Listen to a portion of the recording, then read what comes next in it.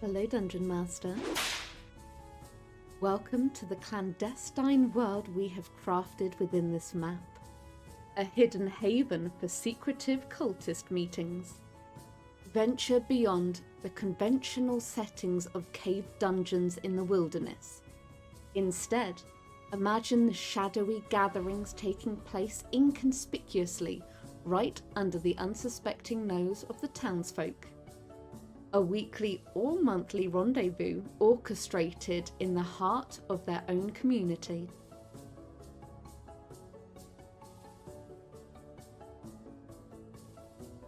We have created this map with some narrative so that you can pick up and place into your own game, or simply enjoy the tale.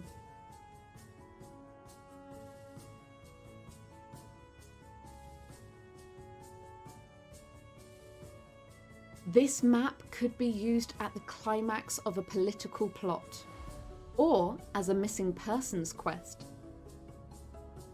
First choice was to decide who resides within these walls, and whose side are they on. We have chosen to cast them as adversaries to our protagonists.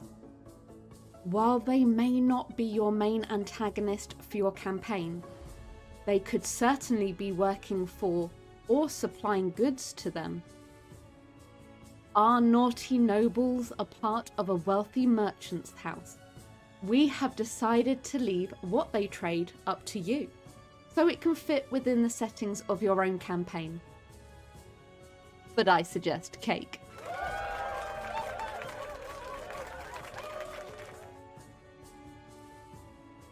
A constant influx of visitors grace the noble abode.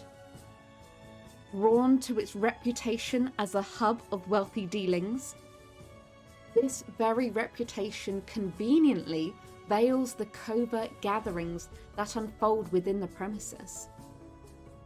Let your creativity wander as you consider various names for your nobles.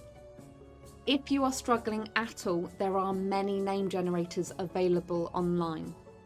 But for this occasion, we have named them Basil and Genevieve Dubois, because with those names, who wouldn't suspect them of something?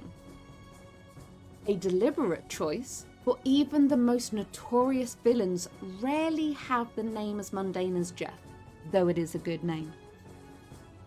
Now let's look at this clandestine cult. We have decided to name our cult the Crimson Crown. This is a fitting moniker for our cabal. Just because you have a baddie doesn't mean the cult name needs to be Baddie McBadface, as that kind of gives the game away. Do remember, not all malevolent entities perceive themselves as evil. Some earnestly believe they are champions of righteous ideals. The Crimson Crown represents an organization that blurs the lines between good and evil, as they embrace a cause they deem noble, despite society's disapproval of their methods. Other name options could be the Order of Truth, the Fearless Divine, or Band of Eternal Reign. But you could also have names such as the Sect of Darkness, Cult of Chaos, or Bringers of Death. My favourite, Baddie McBadface. But now let's delve deeper into the intricacies of their beliefs and affiliations. Does the Crimson Crown pledge allegiance to a D&D god, fostering a connection to the divine realm? There are many D&D gods to choose from. Or, if you are feeling fruity, you can come up with your own. Aconite has created an entire pantheon of gods within his D&D world. This was a large investment of time, and he worked with the players to complete this. Aconite always says, don't reinvent the wheel. If you don't need to create a pantheon, don't. Use one that already exists.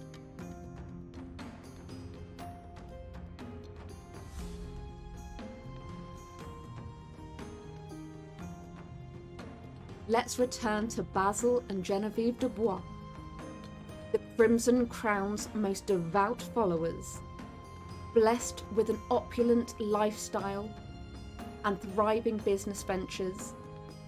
Their prosperity seemed an enigma to many. Little did the townsfolk realise that Genevieve's devotion to the cult has led to a number of mishaps and accidents for their rivals.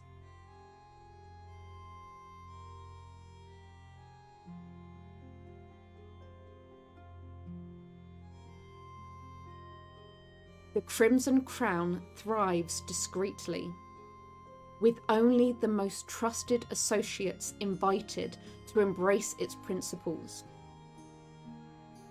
Several nobles within the town have already joined forces with the Dubois family, hoping to also receive the good fortune, trading integrity for forbidden knowledge.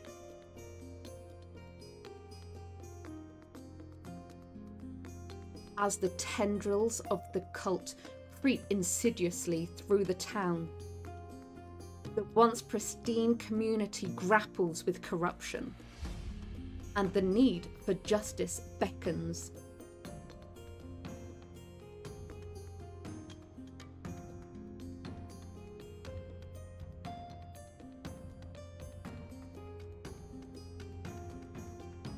The players, champions of the realm, find themselves entangled in an intricate web of conspiracies and peculiar incidences. They may be tasked with uncovering the town's dark underbelly, investigating peculiar happenings, vanishing individuals, disconcerting silence surrounding those who dare speak against the nobles. As an alternate option, perhaps it is instead the servants of the noble house who are involved in the cult's sinister schemes.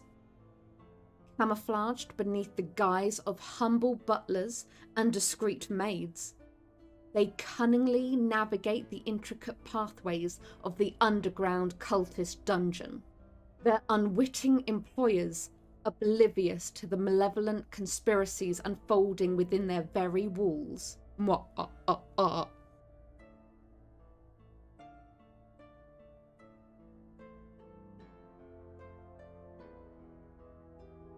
The noble house is equipped with a lavish dining room, a stately study, a relaxing sitting room, and the servants' wing containing the servants' quarters, lavatory, and bustling kitchen pantry.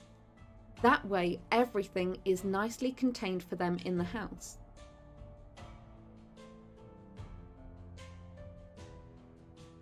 As you explore the cellar, where barrels containing spirits, liquors, or wine, an observant eye will catch the peculiar scrape marks etched into the floor beneath one of the barrels, a hidden entrance into the secret tunnel, veiled from the prying eyes of the uninitiated.